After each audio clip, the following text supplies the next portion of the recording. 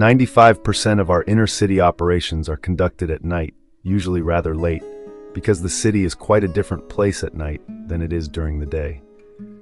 Different people, different activities, and a whole different vibe. We interact with drug addicts, working girls, pimps, pushers, hustlers, cops, homeless, and street kids all the time.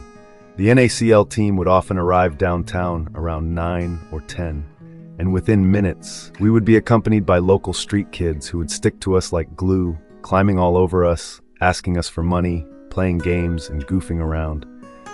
There were 4 kids in particular who were always there and became our constant, faithful little companions. There were 4 siblings, 2 brothers and 2 sisters. Dylan was 10, Layumi, who was 9, Aden was 7, and little Paula, who was 5.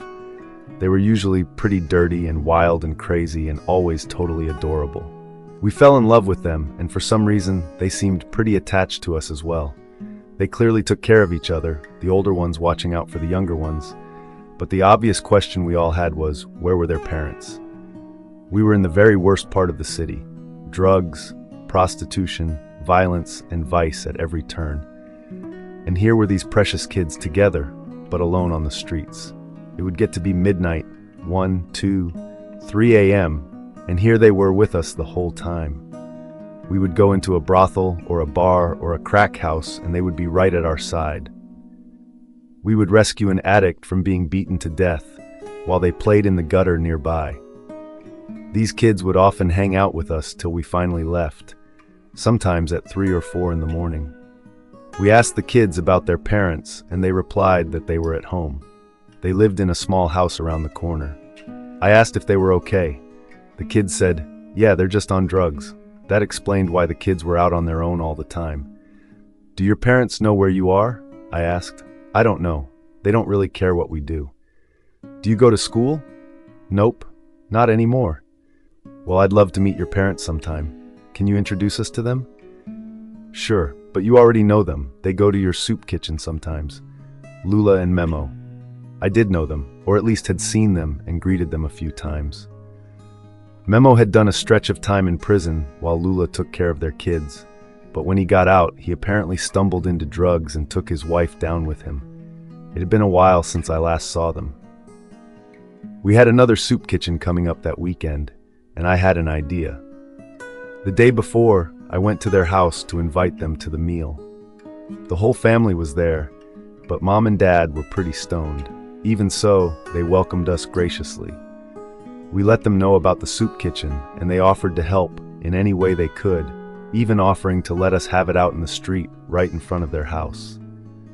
We accepted their offer, and the next day they really stepped up, sweeping the street and serving their fellow friends and neighbors and addicts and homeless with kindness and hospitality. It was so cool to see them taking pride and ownership in serving. That was all it took for us to become fast friends with the whole family. They invited us into their home, and we started having regular times of prayer and Bible study and worship with them. This took our relationship to the next level. One evening, after a wonderful time of singing and praising God in their home, we were just hanging out, and Memo got real quiet. He looked down at the floor, then he spoke. "Hey Paul, we have something to ask you, a favor." "Sure, Mimo, what can we do?" "We need your help. We want to know if you would be willing to take our kids for a while. We started doing drugs a few months ago, and our life is out of control now. All we do is lock ourselves in and smoke crack. The kids are out on the street, they don't go to school anymore, and we need help." "Do you want to go to rehab?" "No, we can beat the drugs. We just have to get out of here. We have a friend who has a little ranch, and he said we can stay there and take care of the place till we get clean. We just need someone to help take care of the kids for a while. Will you do that for us? We know you and trust you." Let me say that I am proud of you for wanting to do this. I know it's not easy. We will help you guys in any way we can. I made some calls, and we arranged to take the 2 sisters to a girls' home and the 2 boys to a boys' home while their parents went to their friend's ranch to try to beat their addiction. Within days, we picked up the whole family, who was all packed and ready to go. We took the boys first, and they were welcomed and received at the home. nervous at first, but soon running around and playing with the other boys. Likewise, the girls were shy when we took them to their new home, but they also settled in and made friends quickly. It was hard for the parents to leave their kids, but they knew the sacrifice was necessary and for the best, and it was only temporary.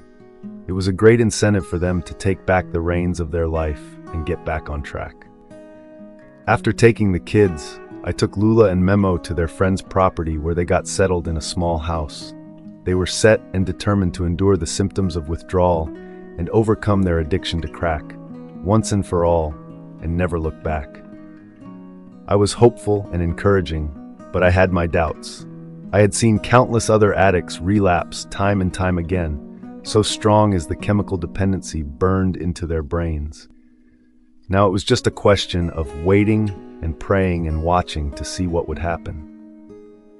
I visited the kids and the parents every week during the first month to see how they were doing. The kids were doing great. The parents looked like they had seen better days, but they were hanging in there. I took them out to eat and prayed with them, and each week they seemed to be doing a little better. Finally, after 1 month, they were finally allowed to go visit their kids. It seemed too soon to me, but to them it was an eternity. We went to see the boys, and the reunion was sweet. From there, I took them to visit the girls, and things did not go quite as planned. Lula saw her daughters, and everything was fine until visitation hours were over and it was time for us to go. She would not leave without her girls. She couldn't bear to be separated from them again. The girls were in a good place, a safe place, with new friends, a good school, everything they needed, but Mom was adamant. She was taking them. I tried to reason with them. 1 month clean is nothing. Please give it a few more months. We can come back and visit every week, I promise. No, she would not leave them. The more I tried to persuade them otherwise, the more agitated they became. So I gave them an ultimatum. I said, okay, fine. Listen, I love you guys and I love your kids as if they were my own. I want the best for them. I know you are their parents, and you love them and want the best for them too. So here's a deal. You take your daughters to live with you at the ranch. Let's see how it goes. Let's stay in touch. But if I find out that you are doing drugs again with your children there, how about we agree to report that to the authorities? Right now you have a choice, but if you relapse with the kids, they will take them away from you. Is that a deal? It seemed like a pretty good idea at the time, in my desperation to get them to let the girls stay at the home, but it backfired. Memo stood up and got right in my face. How about this for a deal? How about I go to your house and I kill you and your whole family? How about that? This is my family, and we will do what we, as parents, feel is best for our children. No one had ever threatened to kill my family before. I held up my hands and said, "You're right. It's your family. You asked for my help, and I did my best. If you got this under control, you got it. I love you guys, and I just want the best for all of you." Memo settled down, and Lula was crying. The girls went and packed up their belongings, and I took them back to the ranch. This is it, I thought. They are going to fail, and the kids will pay the price. All I could do now was keep praying and keep in touch. Well, to make a long story short, I was wrong. All by themselves, by the grace of God, Memo and Lula beat their addiction. Not long after that, they moved to a small house outside the city, got regular jobs. The kids were all enrolled in school, and they all lived happily ever after. We have since had Bible studies and soup kitchens again at their new house, and our friendship has grown stronger and closer than ever. Sometimes God's grace still surprises me. I thought they were set up to fail big time, but God had other plans. His grace prevailed, and He rescued them from the clutches of the enemy and set them on the path of real recovery and restoration. God was at work in their hearts and home. Memo and Lula had never been officially married, so they legally tied the knot and had a big, beautiful wedding on Layumi's 15th birthday. It was a double celebration and fancy reception. I got to drive the quinceañera and her entourage in my van and be the photographer for the wedding.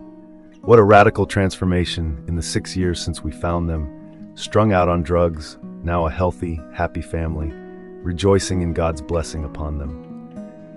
The whole family attended our summer youth camps and helped serve. Then 10 years later, Paula was going to celebrate her 15th birthday too, and they invited me to be the padrino of the cake. I baked 6 huge cakes for over 200 people, decorated all fancy, and Luis and I attended the party. Memo and Lula and their kids are some of our dearest friends, and we are so grateful for what God is doing in their lives. To God be the glory. Great things he hath done. Thank you so much for listening to this true story from Memoirs of Mexico. If you enjoyed this story, or if it was a blessing to you, please feel free to like and subscribe to my channel. That would be a blessing to me. I upload a new true story every day. If you like to read, you can also order Memoirs of Mexico in paperback or ebook on Amazon.com. There's a link in the description. Thanks again for listening.